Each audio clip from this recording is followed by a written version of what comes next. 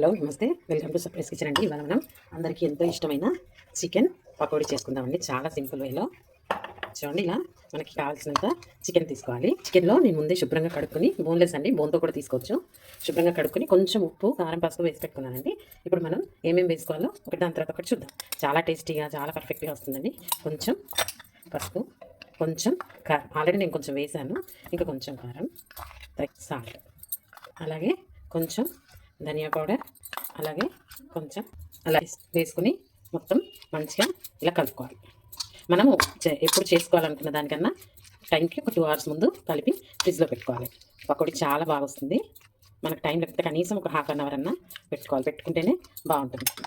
అలాగే ఒక హాఫ్ చెక్క పెట్టుకోవాలి. అలా మంచి టెండర్ వస్తుందండి చికెన్కి. చూడండి, ఇప్పుడు మనం బియ్యపిండి ఒక 1.5 స్పూన్ తీసుకోవాలి. వేసుకున్నాక చూసుకొని వేసుకోండి. మళ్ళీ శనగపిండి కూడా ఒక 1.5. వేసుకున్నాక కార్న్ఫ్లోర్ కూడా మీకు ఇష్టమండి, వేసుకోవచ్చు.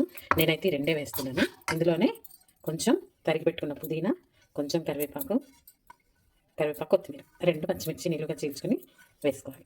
ఇప్పుడు మొత్తం ఇదంతా కలిసేటట్టు మనం చేత్తో కలుపుకోవాలి. ముక్కకి మంచిగా ఇట్లా రుద్దినట్టు పట్టించాలండి. ఇవన్నీ కర్రీస్ అన్నీ ఇందులోకి వెళ్ళిపోతాయి. చికెన్లోకి చాలా టేస్టీగా ఎమ్మీగా ఉంటుందండి. చికెన్ పకోడీ ఇష్టపడిన వాళ్ళు ఎవరు ఉండరు, నాన్ వెజ్ పిల్లలు అయితే. చూడండి, ఇలా మంచిగా పెట్టి మనకి ఏమన్నా కావాలంటే కొంచెం వాటర్ స్ప్రింకిల్ చేసుకోవాలి. స్ప్రింకిల్ చేసుకోవాలంటే ఇందులోనే కొంచెం ఒక 1/2 టేబుల్ స్పూన్ ఆయిల్, ఇలా ఇది మొత్తం మంచిగా వేసుకుని మంచిగా ఇలా కలుపుకోవాలి. చూడండి, మనకు చూస్తుంటేనే అయిపోతుంది. నీట్గా ఇలా చేసుకుని ఒక మూత పెట్టుకుని ఒక 2 hours ఫ్రిడ్జ్లో పెట్టుకోవాలి. నేను 2 hours మనం కలిపి పెట్టుకున్న చికెన్ కొంచెం మనం దీంట్లో కలర్ కోసం చిటికెడంతా ఫుడ్ కలర్ వేద్దాం. ఆరెంజ్ వేస్తే బాగుంటుంది కలర్. అది లేకుండా కూడా చేసుకోవచ్చు, ఆప్షనల్. ఇప్పుడు మనం పకోడీ వేసుకోవడానికి కడాయి పెట్టుకుని ఆయిల్ హీట్ చేసుకుందాం. కడాయి పెట్టుకుని మనం ఆయిల్ వేడి చేసుకున్నాము. ఇప్పుడు మనం ఒక్కొక్క పీసు విడివిడిగా వేసుకున్నాం పకోడీ మాదిరిగా. ఆయిల్ హీట్ అవ్వాలండి మంచిగా, అప్పుడే మన చికెన్ మంచిగా కుక్ అవుతుంది. ఒకదాని మీద ఒకటి వేయకుండా మంచిగా వేగేటట్టు దూరం వేసుకోవాలి.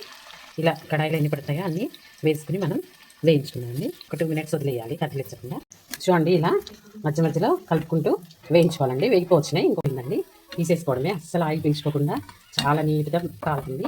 ఇలా చేసుకుంటే ఈ పద్ధతిలో అస్సలు ఆయిల్ పీల్చుకోదండి పకోడీ. మనం అన్నీ అలాగే వేయించుకున్నాక చూపిస్తాం. చూడండి, మొత్తం వేపు తీసుకున్నాం. క్రిస్పీ చికెన్ పకోడీ రెడీ అండి. చూడండి, ఎంత కలర్ఫుల్గా మంచిగా కరకరలాడుతుంటుందండి. కొంచెం కూడా ఆ పద్ధతిలో చేసుకోండి. మీరు గార్నిషింగ్ కోసం ఏమైనా చేసుకోవచ్చు. చాలా బాగుంటుందండి. చాలా కరకరలాడుతూ చాలా టేస్టీగా ఉంటుంది. ఎంతో ఈజీగా చేసుకోవచ్చు. నేను మ్యారినేట్ చేసి ఫ్రిడ్జ్లో పెట్టడమే లేదండి. మిగతా అంతా ఫ్రై చేసుకోవడం చాలా తేలిక అయిపోతుంది. అంతేనండి, గుమగుమలాడే క్రిస్పీ చికెన్ పకోడీ రెడీ అండి మా స్టైల్లో. Thank you for watching. Please like, share and subscribe our channel.